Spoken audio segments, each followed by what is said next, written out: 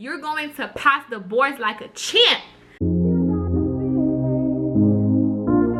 Hey guys, welcome to my channel. This is your girl Taja, and today I have a video about the dental hygiene state boards. This video was highly requested. We're gonna talk about the dental hygiene state boards, my experience with it, and everything that I think you should know about the state boards. I took my state boards last year. Around this time I was getting ready for my boards. I was getting ready for graduation, but I was also getting ready for my boards and a little nervous for that. So I'm gonna tell you guys everything you should know, so keep watching. Okay, you guys, so let's kind of break down the different types of state boards that are out there, because there's more than one, and it does depend on the state that you live in. It depends on where you are and really what type of hygiene license you're trying to go for. So you have CETA, that is one of the clinical exams. Then you have the CRDTS boards.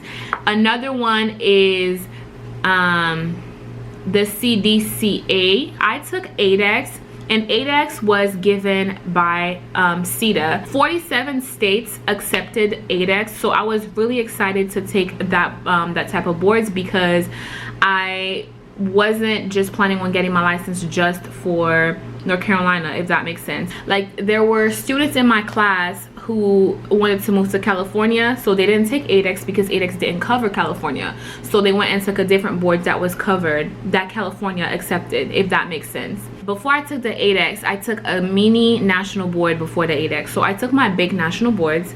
Then before you go in to take the ADEX, you have to take like a written test before the ADEX.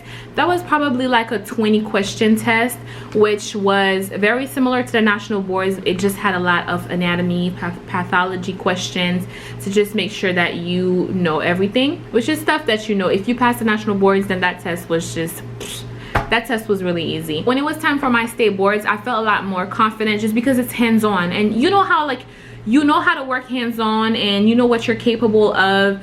You already know how to clean teeth. If you get to that point of your boards, then chances are you good, you got this, you're probably not as nervous. I think that the most nerve-wracking process was making sure that you find your patient, and also making sure that you meet all the requirements that are asked for the boards, because there is a list of things, there's a list of requirements for your patients, and there's a list of paperwork that you got to go through before you can actually take the boards. So let's get into how I found my board patient. All right, so how I found my board patient. Now, everybody has like a different story for this, and I feel like you would hear some stories that are so scary and would just get you in panic attack, and other people just had it easy. Like, I know some students who found their board patient like way before they got onto their last semester, and you find some students that find their board patient a week before the boards. So you know, things like that happen. Fortunately, I found my patient at a reasonable time, but the first patient that I thought I had for my boards wasn't really who I used for my boards. My mom had a friend from work who needed some dental work and hadn't been to the dentist in a while, so she had, you know, put me in contact with her, and she was like, Anastasia, I think you should take her to school and screen that patient and find out if that can be your board patient. I was like, okay, why not? Let me bring her in, because I hadn't found my board patient yet. I bring her into school, we take some x-rays, and I could see the little bit of buildup, the calculus on the x-rays, and I could even feel it. Now, requirements for your boards is that you have to have certain amount of buildup and certain amount of teeth and certain part of the mouth, so you gotta have everything laid down right. So I thought that I had everything right. I was like, oh my god, this was easier than I thought. This is my board patient, like, whoo, thank god. But I had screened her pretty early on the semester, and I wanted to wait a couple of weeks and screen her again. So a couple of weeks go by, she comes back to the school, and I screen her again. Biggest shock of my life. So the teeth that I thought I was finding buildup at, I just couldn't really feel the buildup anymore the second time around. When I tell you I was freaking out, I put the instruments down. I was like, I'll be right back. I took a little walk, breathe in, breathe out. I was like, okay, you're nervous. You guys, I went back and I couldn't find the buildup around her gums. I was like, did you get a cleaning somewhere? In my head, I'm like, what? Where did I go wrong? What happened? Something in me, I just knew deep down inside that this was not the patient for me. I was like, Nastasia, if you cannot feel the buildup really good and be sure that that's your patient and know that that's the areas that you need, that's not the patient for you. Because you don't want to take that patient to the boards and the buildups are not there. You will fail. Not to scare anybody off or anything, but you want to make sure that you are really confident that the buildup is there every time you check, and that the buildup is hard enough for it not to come out with brushing. So till this day, I don't know what happened. Till this day, I can't really explain what happened. She didn't get her teeth clean anywhere. I mean, she did, you know, start flossing more and brushing more, but if it's buildup, it's buildup. It's not gonna come out with the floss or brush. I was back on the list of students who didn't have a patient. All right, I don't have a patient.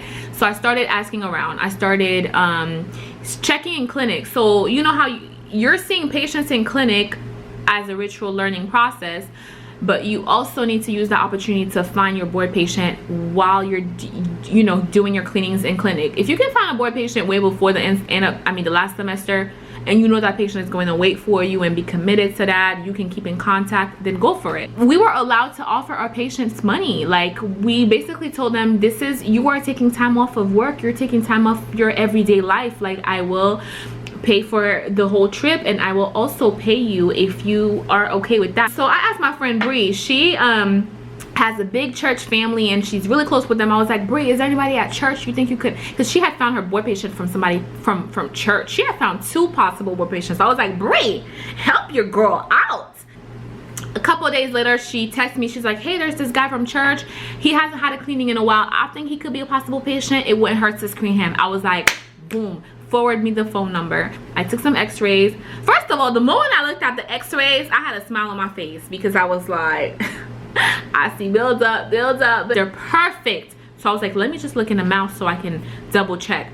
And I felt just a relief just by looking. I was like, that's it, you're my patient, please. And I basically explained everything to him and he was down with it. He was like, yes, of course. I know people who went around and walked around the mall, people who you gotta get out of your comfort zone, really. I mean, you gotta do what you gotta do to find your board patient. And if at this point you already have your board patient, then kudos to you.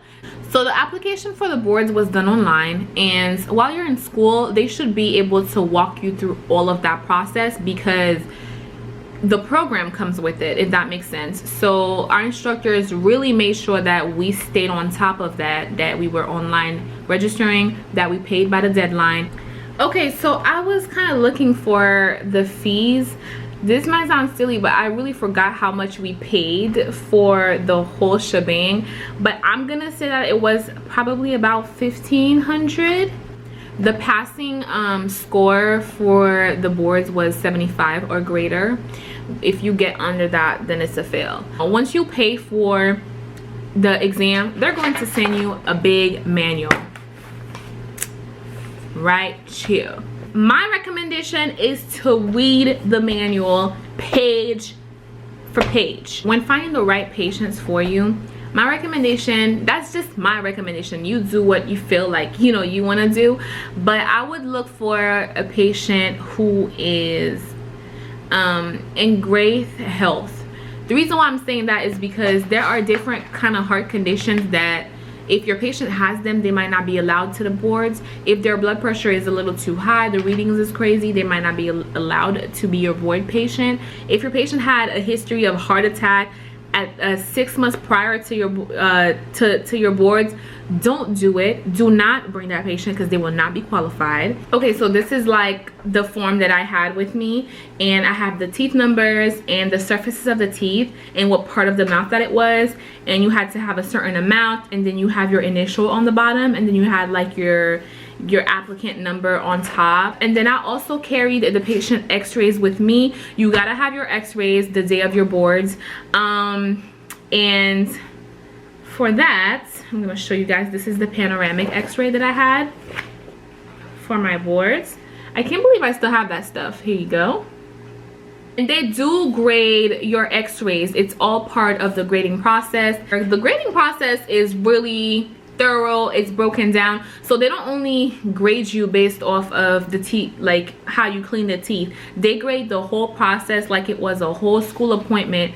So I'm going to talk about x-rays and really if you should worry about small mistakes in x-rays, because I know that stuff drove me crazy.